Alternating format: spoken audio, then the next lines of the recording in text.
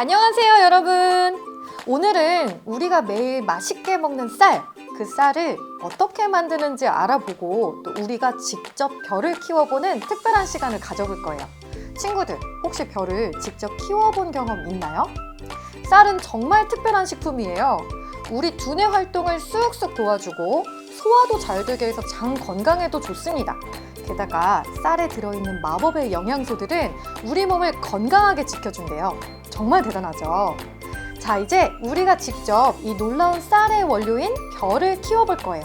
한번 준비물을 살펴볼까요? 바로 오늘의 주인공, 벽씨, 그리고 흙인 배양토, 영양제인 전용비료가 있어요. 이 배양토와 전용비료는 벼가 자라는 동안 필요한 영양분을 공급해주니까 중요한 역할을 하는 만큼 잘 보관해주세요. 다음은 벼의 집이 될 재배 화분이에요. 이 화분이 정말 특별한데요. 재배 화분의 밑부분을 보면 작은 구멍들이 있는 걸 볼 수 있어요. 이게 바로 저면 관수법이라는 아주 똑똑한 방식인데요. 물을 아래에서 위로 끌어올려서 식물에게 필요한 만큼만 물을 주는 정말 멋진 방식입니다. 이 방법은 토양이 단단해져서 식물 생육이 저하되는 현상을 방지해준다고 해요. 벼가 쑥쑥 자라는데 딱 좋은 환경을 만들어주는 거죠. 이 받침 화분은 벼의 물통이에요. 벽면에 두 줄이 있는데 아랫줄은 최소로 필요한 물, 윗줄은 최대로 채울 수 있는 물의 양이에요. 또 받침 화분에 있는 특별한 점은 안쪽에 있는 3개의 홈인데요. 이 홈들은 벼 재배 화분을 쉽게 탈부착할 수 있게 해주는 역할을 합니다. 이렇게 각 부분이 잘 맞물려서 벼가 잘 자랄 수 있는 환경을 만들어 줄 건데요. 추가로 휴지도 준비해 주세요. 잠깐! 씨앗 심기는 5월 초에서 5월 말 정도로 밤과 낮의 하루 평균 기온이 15도 이상일 때 심어주면 됩니다. 자, 이제 벼 재배 화분 만들기 시작해 볼까요? 가장 먼저 재배 화분 바닥에 휴지를 깔아줄 거예요. 물을 통과하되 흙이 빠져나가지 않도록 하기 위함입니다. 이렇게 깔아주고 그 다음 배양토를 화분 윗부분에 1cm 정도 여유를 두고 채워줍니다. 흙을 너무 꽉 채우면 물을 줄 때 넘칠 수 있으니까 주의해 주세요. 자, 이렇게 화분에 1cm 정도 여유를 두고 여기까지 채워주고요. 자, 이제 벽씨를 심어줄 건데요. 벽씨는 7개에서 8개 정도만 심어줄게요. 남은 벽씨들은 보관해 뒀다가 나중에 발화가 안 됐을 때 사용하시면 됩니다. 벽씨를 심을 때는 가운데 모아서 심는 게 가장 중요한데요. 배양토 가운데 부분을 손가락으로 1cm 깊이의 구멍을 만들어서 벽씨를 여기에 심어줄 거예요. 자, 7개, 8개 정도 심어주고요. 나머지 상토로 벽씨를 덮어줄게요. 그리고 남은 상토는 물을 주고 관리하다 보면 재배 화분 밑으로 계속 가라앉거든요. 그때마다 상토를 채워서 높이를 맞춰주면서 관리해주시면 됩니다.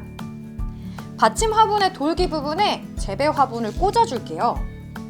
이렇게 밑에 홈을 맞춰서 잘 부착해 주시고요. 자, 다음은 물을 받침 화분의 윗줄까지 채워줍니다. 이렇게 윗선에 맞춰서 물을 채워주시고요.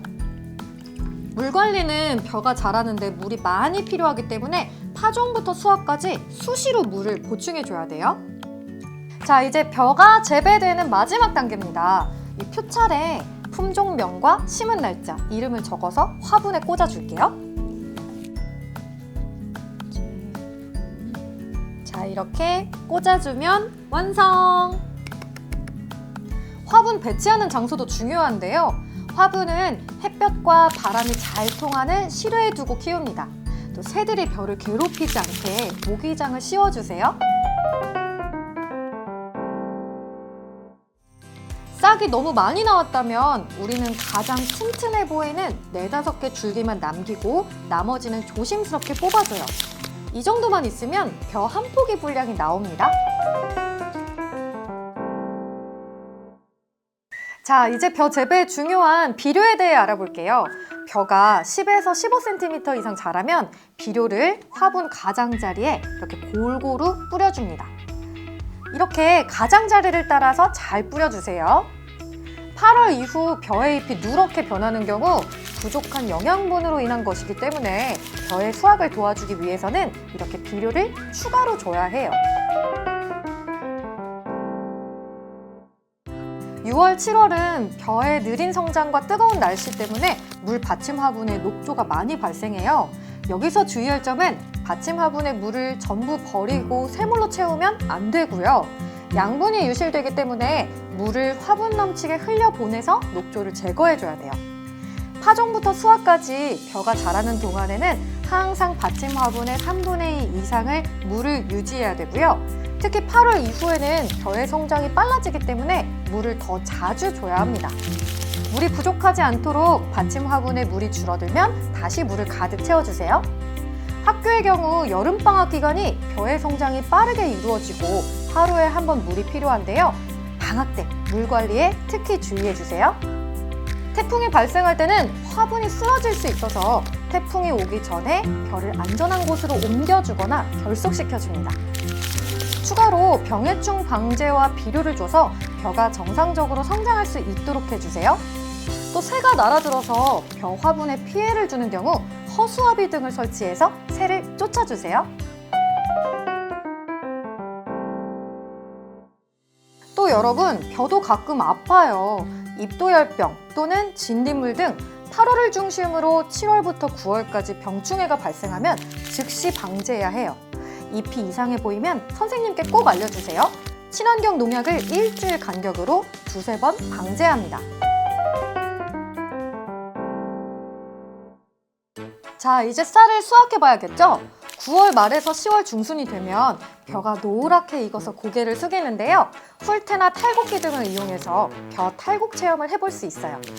옛날에는 벼 껍질을 벗길 때 이 매통이라는 도구를 사용했는데요. 오늘은 이 매통을 이용해서 벼의 껍질을 벗기는 도정 작업을 해볼 거예요.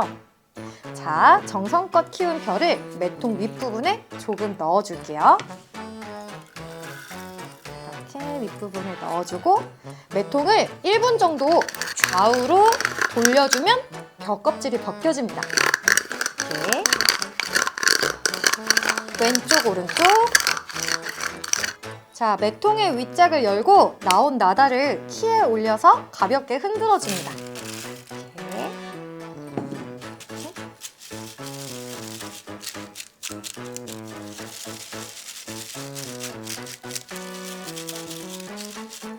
이 키를 이용하면 벼 껍질이랑 이물질을 걸러낼 수 있고 깨끗한 쌀만 남아요.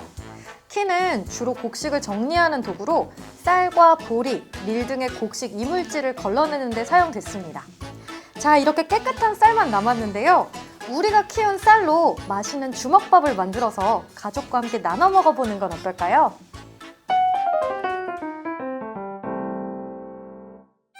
벼 화분 재배 체험 시 파종에서부터 발화, 물 관리, 병해충 관리, 수확 등 벼 생육 시기와 활동 사항별로 관찰 일지를 작성합니다. 벼 생육 시기에 맞게 벼의 키를 재어보고 자라는 모습을 그림 일기로 그려보세요. 자, 오늘 우리는 쌀의 효능과 또 벼 재배 화분으로 벼를 직접 키우는 방법을 알아봤는데요. 매일 먹던 쌀을 직접 키워보니까 정말 신기하고 재밌었죠? 여러분도 이렇게 벼를 직접 키워서 예쁜 벼 친구를 만나보세요. 다음에 또 재밌는 이야기로 다시 만나요. 안녕!